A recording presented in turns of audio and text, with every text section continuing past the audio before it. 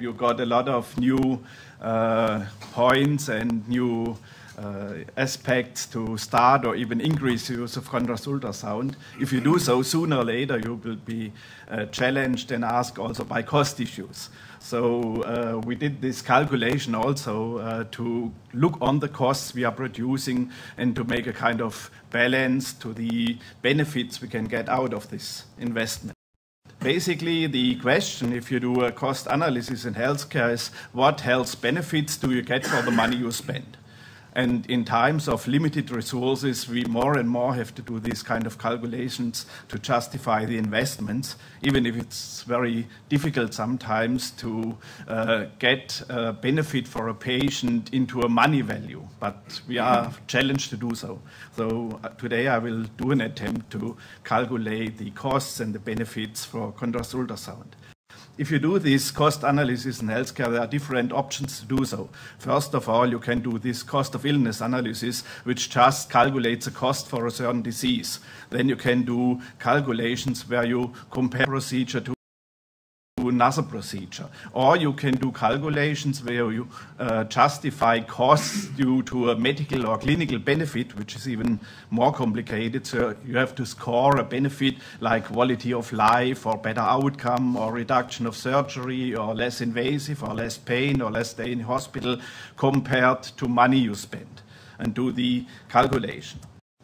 So on the cost effectiveness analysis, we did a calculation based on a large clinical study on contrast ultrasound in focal liver lesions, similar to the French STIC study. And the methodology was that we looked first for the definition of a diagnostic goal.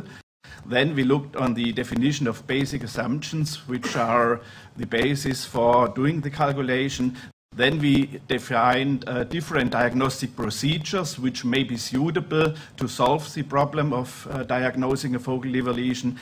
Then we analyzed the costs of the procedure. Costs may be, on the one hand, of course, expenses. Costs may also be the missed income you have. We didn't consider that aspect, so we looked more or less on the expenses. Then you have to bring the effectiveness, so the clinical value, into a kind of scoring system to make it quantifiable. And then you have also to do an analysis of risks and uncertainties, because if you have a procedure which has maybe low cost but a high risk for failure or for catastrophe, this may be in the end of the day, if you think on nuclear facilities or something, even more expensive. So we did also not a calculation, but an estimation what could be the risks of different approaches. And we did, in the end of the day, a calculation of the ratio of both. So comparing the costs maybe to the expected or demonstrated effectiveness. So, as I mentioned, the basis for all these calculations, which were actually done in cooperation with the DEGUM, which is the German Society for Ultrasound in Medicine, was the so-called characterization study of focal liver lesions. So, essentially, there were lesions which were found on native plain ultrasound, non-contrast ultrasound. These were in a large part incidental findings, but also findings which came out through screening of high-risk patients. That means patients with liver cirrhosis or patients with a primary extrahepatic cancer. Then we selected lesions which were not characterizable by plain ultrasound. So we excluded basically all clear cysts, all clear hemangiomas, where you do just a native ultrasound, and with a high confidence you can say, well, we can stop here. There's no need for further classification. So these clear-cut lesions were excluded from the study. We just look on the lesions which need further assessment by different imaging or biopsy. And then we looked on the diagnostic outcome, which was in the first line the definition if the lesion is malignant or benign. If possible, also we tried, of course, to make a characterization of the type of the lesion, but the first diagnostic endpoint was definition a benign or malignant lesion. This was the so-called DEGUM multicenter trial, which was performed in 1,349 patients. More than 1,000 patients had histology as a gold standard, so we tried more or less to biopsy every lesion which could be justified due to ethical reasons. Only clear-cut hemangiomas and FNHs mainly, which were all imaging modalities because of ethical lesions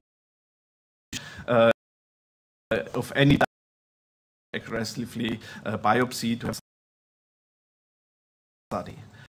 The definition of that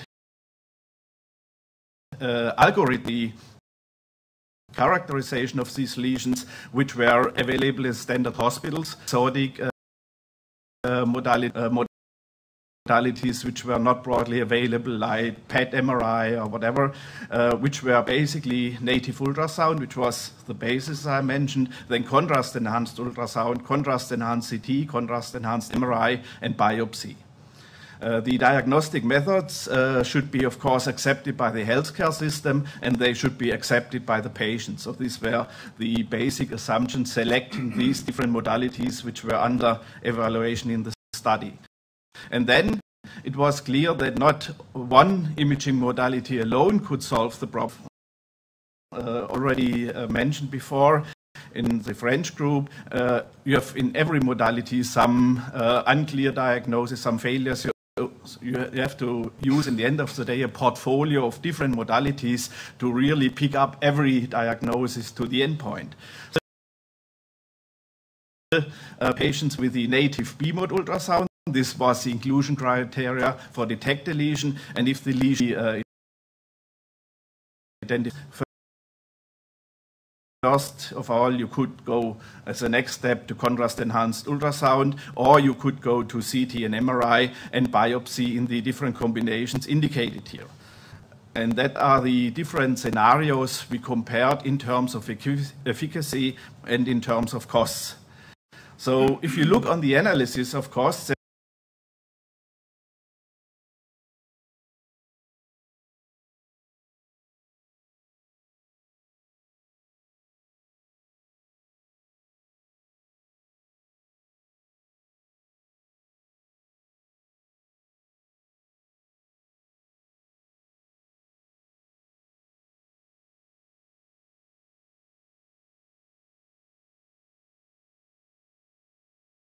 so you can argue, okay, no matter what it costs, if it's reimbursed, it's fine. And this is the basis, for example, in Germany to do many cath lab examinations.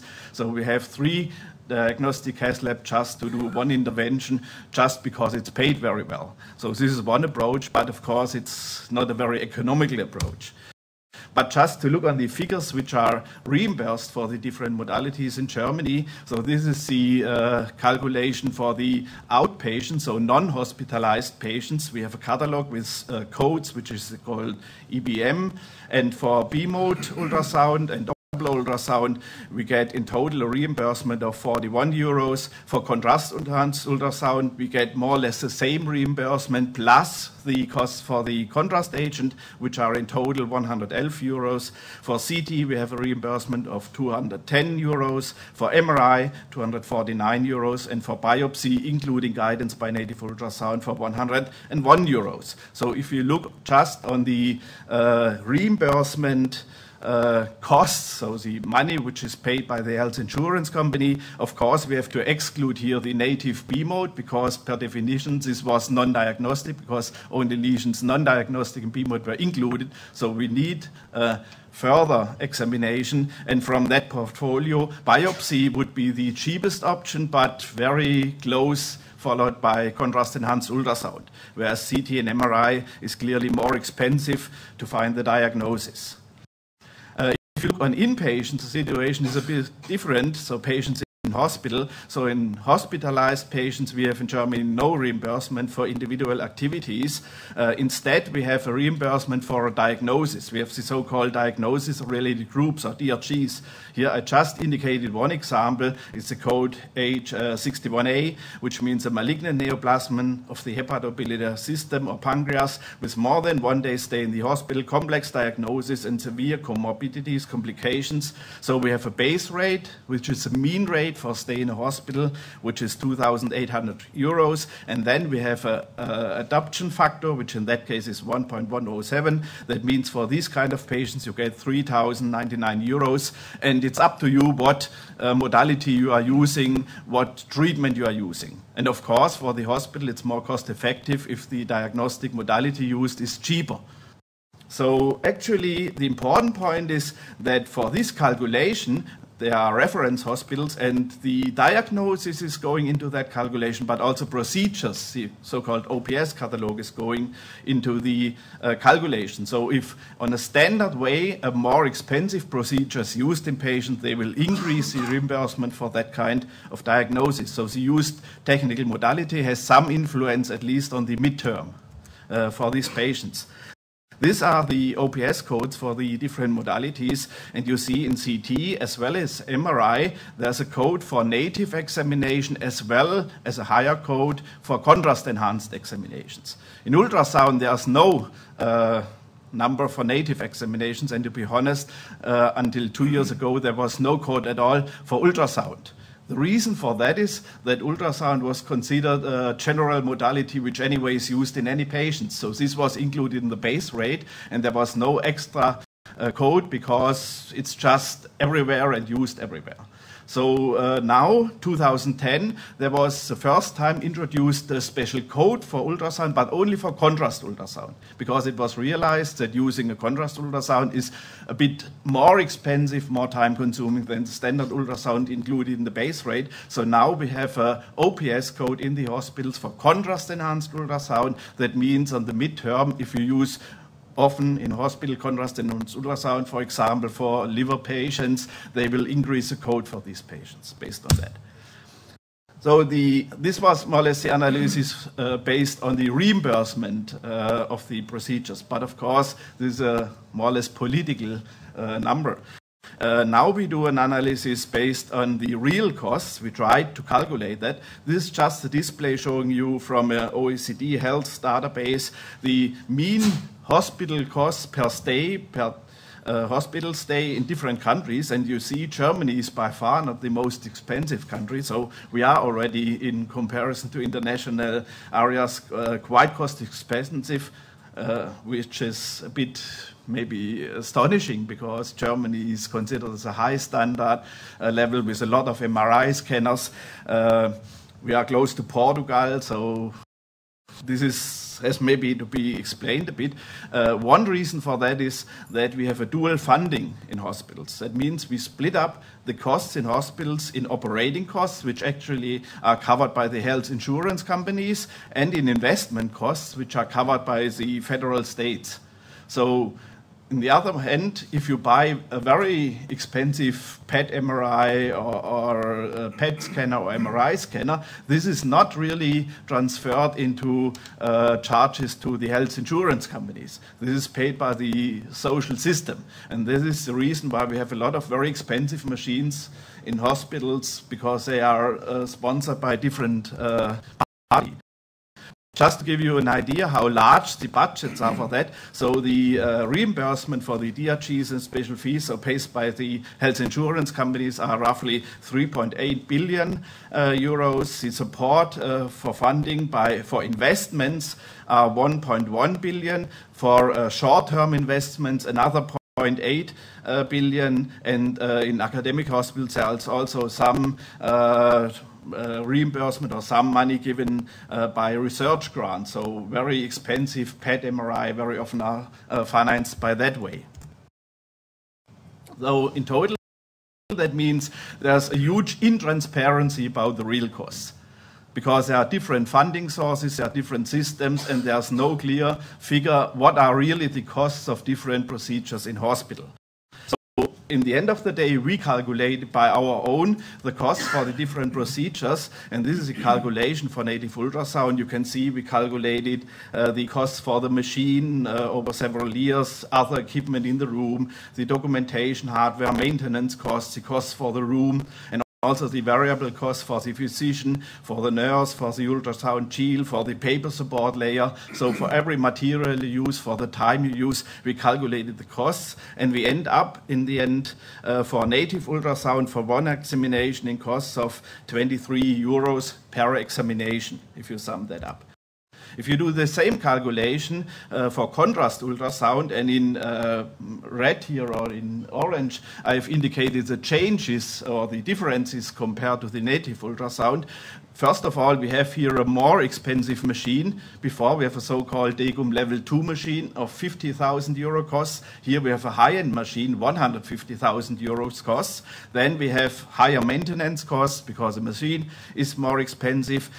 We have in particular a longer time for the physician. For B mode, we had 20 minutes. Here we have indicated 40 minutes, which is quite long, but this includes the talk to the patient, maybe a review of the clips later on. So this is generous. You could calculate it shorter. The contrast ultrasound will become cheaper, but let's do it in that way. So that also means that the physician can only do half of the number of examinations per year. So the number is going down from more than 5,000 per year to 2,600 examinations per year. We have, of course, added the costs for the contrast agent, for SonoView, and also for the indwelling cannula, for swab, adhesive tape, and so on. So in total, calculating everything, we come up with a cost for 131 euros per examination contrast ultrasound. What is also important, if you look on these figures, we calculated the cost depending from the amount, how often you use your machine. So if you use your machine just 50% of the time, the fixed costs, of course, are higher compared to a machine which is used in 100% of the time. And when you just compare these two numbers, you can see that if you use a machine all the time, you end up in costs with 131 euros per examination. If you use just a much cheaper machine, a mid-range machine for 50,000 euros, but using this machine just 50% of the time, you end up in nearly the same cost of 129 euros per examination. So it makes sense to have a better machine, but use it really all the time. And this is maybe a support to establish ultrasound centers with a good equipment, which are organized very well, but have also much better equipment, of course, also ending up in a better diagnosis. And then the difference in the cost compared to mid-range machine are negligible. So it's almost the same cost per examination you have to spend. Again, we do the same calculation for the computer tomography. We ended up here in 207 euros per examination, and we did the same for MRI, ending up in 284 euros per examination. And for biopsy, we ended up in 132 euros per examination. So these are the costs calculated on the fixed costs, on the physician's time, on the nurse time for the room, everything which is relevant. This was monitored in a couple of hospitals, and the amounts were calculated on that basis. For the analysis of the effectiveness, as I mentioned, we used the data from this Degum study. And in the Degum study, these were the three main papers coming out from the study. There was analyzed the sensitivity and specificity, accuracy of contrast ultrasound versus the gold standard, which mainly was biopsy, as mentioned. But we calculated also the same values for the group with CT and MRI examinations, and here mainly for the group having CT and MRI and contrast ultrasound, and also histology as the most validated gold standard, to have really a good comparison. What are the sensitivities and specificities for the different modalities in the same patient? Doing that, we come up with a number of correct malignant diagnoses, because we are looking for malignant lesions, that is the goal of that examination. But for all the modalities, we have also some unclear findings which need to go to the next step. And we have also some failed malignant, which also produce costs. And for calculating the ratio of these different modalities, we have taken the number of the correct, of the unclear, of the failed and malignant, and have upscaled them to a population of 1,000 patients, which is estimated, let's say, as the number of patients in a large center done in 1 year, just to give you a comparable number, which could be the numbers for one center. You see here the numbers of correct malignant, of unclear, of failed malignant lesions. We assumed in that approach that biopsy is always 100% right, because we use this as the final gold standard. We know that's not actually true, but let's assume biopsy is always right. So we end up in these numbers of patients. Because we excluded, of course, the hemangiomas and FNAHs, which were clear, and CEUS, I mentioned already. And in this calculation, only the patients having contrast ultrasound, NCT or MRI and histology, in this special group, the ratio of malignant lesions is quite high. So we have here 72% of malignant lesions, because they were the patients ending up in the top having several modalities. But this is the calculation to look for the sensitivity. And if we do so, we can calculate what are the numbers for each step of the test which were correctly diagnosed and which need to go to the next step. What we also mentioned before is that we did an analysis of risks and uncertainties. So for contrast ultrasound, these were, of course, false positives. This is a risk. If you say this is a malignant lesion, in fact, it's a benign one. These were the 320 lesions per 10,000. It's always calculated here on the basis of 10,000. We have serious adverse reactions, which is basically 1 out of 10,000. So these are the risks for contrast ultrasound. If you look for CT, you see the risks are in particular higher. So we have more false positives. We have more serious reactions ranging in about 50 per 10,000. We have, of course, radiation-induced fatalities. There are numbers between 1 and 14 per 10,000 patients, depending from the age.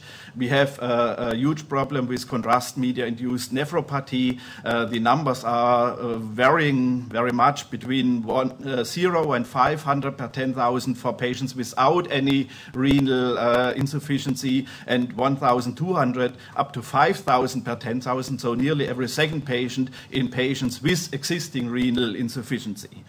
In MRI, also the number of false positives, it's similar like contrast ultrasound. The number of serious adverse reactions, also mainly pseudoallergic reactions, are the same as in contrast ultrasound. The MRI from the risk is very close to a contrast-enhanced ultrasound. And in biopsy, we have a sampling error. We have intraperitoneal hemorrhage, which is indicated between 3 and 2,300 per 10,000. We have some reactions to anesthetics, and the mortality is indicated of 0.8 to 30 per 10,000. So biopsy, I mentioned before, is maybe the most cheapest modality, but it has a much higher potential for risks and side effects, which also has to be taken into consideration. What we did not is to transfer these risks into direct costs, because normally these costs are covered by the social system. So if you do a biopsy, if you have hemorrhage, you are not directly charged for that. So we didn't transfer that into direct costs, into the calculation, but you have to keep that in mind, that which are more risky than other procedures. And contrast ultrasound and MRI basically are the less risky procedures, which produce the lowest costs in terms of complications you may end up. So now we have to do the balance. We have calculated the costs, we have calculated the efficacy, and we have to look for the balance.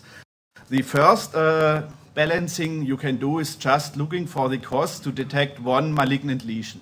So you know the sensitivities of the different modalities, and if you do this calculation, you see in contrast-enhanced ultrasound you have to invest 136 euros to detect one malignancy. In CT it's 236 euros. In MRI 347 euros, and biopsy, as mentioned, is the cheapest modality, but very close to contrast ultrasound. But again, keep in mind the high risks, of course.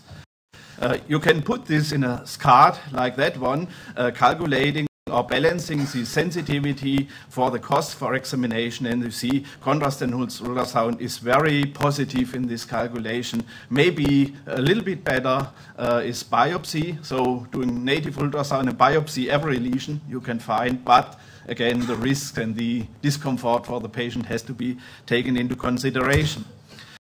This cut looks a little bit different, but what we did here is just to make the sequence of different modalities, and then we looked on the numbers which were incorrect or unclear and which entered the next step, and then calculated the total amount of numbers in these sequences to end up at the final diagnosis. So the assumptions are that all equivocal findings and the false positives enter the next stage of the cascade.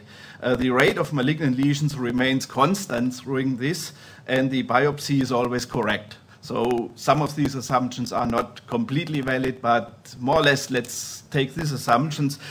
So we can do the calculation, and then we end up in these numbers of procedures we need. Of course, all started with the native ultrasound, all have to enter the next stage, because the definition was we deal with lesions which were not clearly identifiable in native ultrasound, and then you can go directly after BMO to contrast-enhanced ultrasound, and then to biopsy, or first contrast-enhanced ultrasound, then CT, and then biopsy, or MRI after the contrast ultrasound, or doing no contrast-enhanced ultrasound. That means going from plain BMO to CT, and then to biopsy, or to MRI, and then to biopsy, or doing CT, MRI, and in the end of the day, anyway, biopsy. And you end up in these kind of numbers of the different examinations you need to end up in the final diagnosis to identify or exclude the malignancy. And then you can take these numbers and combine these numbers with the costs, and you end up in these cost numbers. That means the first procedure, BMO, then contrast ultrasound, and then the unclear ones, directly biopsy, would produce costs for 1,000 patients in a center of 180,000 euros. Going to CT before biopsy after contrast ultrasound is 179,000 euros. Doing MRI instead after contrast ultrasound before biopsy would be 186,000 euros. Doing not contrast ultrasound, so BMO, then CT, and then biopsy, 257,000 euros. BMO, MRI, and biopsy, 326,000 euros. And maybe the last line is the most commonly used procedure. So you start with a BMO, then you go to CT, then you go with the unclear to MRI, and then you do a biopsy, ending up in 291,000 euros. And maybe there are even procedures where you make a loop and do several CT and MRI before you go to biopsy, then it's getting even more expensive. So basically the procedure doing B-mode, contrast-enhanced ultrasound, and then biopsy in unclear lesions will end up in the most cost-effective algorithm. And compared to the last line, which is probably very common in many hospitals, means you can save roughly 130,000 euros in one center with 1,000 patients per year. And I think it's a very significant number which you can tell to your administration when you are blamed that you are spending costs for doing contrast-enhanced ultrasound. Again, you can put this in a card. So here the costs are not compared to the sensitivity, but compared to the false positive. I can also be false positive of benign lesions or additional expensive examinations and pain for the patient. So because CEUS, then CT, then biopsy, going to biopsy are positive. If you do the same to of biopsies, so calculating the costs against the number of biopsies, the best possible balance would be CEUS, then CT, then biopsy, or CEUS, then MRI, and then biopsy. If you do CT and biopsy and MRI and biopsy, you end up with much higher costs, but also with a much higher number of biopsies required. So to conclude, the cost and effectiveness of contrast-enhanced ultrasound have been evaluated for the characterization of unclear focal liver lesions. The introduction of ultrasound clearly increases the costs in your department, no doubt about it. You need a better machine, a more expensive one. You need to train your staff. You need longer examination times. We calculated calculation twice the time, so twice the cost for the contrast examination, which is not very conservative. Maybe you can reduce even that, but even in that case, you have additional costs, that's clear. But you reduce on the other side the number of second-level examinations, which are CT, MRI, and biopsy for the clarification of unclear findings. You have a sensitivity and specificity which is comparable, maybe even slightly better than CT and MRI, based on the comparison to histology, so very strong data. And in the balance, contrast-enhanced ultrasound is the cheapest non-invasive imaging modality, resulting in that accuracy. Non-invasive because biopsy is slightly cheaper, not much, slightly cheaper, but of course very invasive. The introduction of contrast-enhanced ultrasound in the routine diagnostic algorithm in total reduces the downstream costs and overall costs, similar as already mentioned by Jean-Michel Correas for the French study. And the contrast-enhanced ultrasound-based algorithms have a favorable ratio of outcome and costs in terms of sensitivity, in terms of minimizing false positive findings, in terms of the required biopsies with the related risk for the patients and the risk for side effects. So thanks a lot for your attention.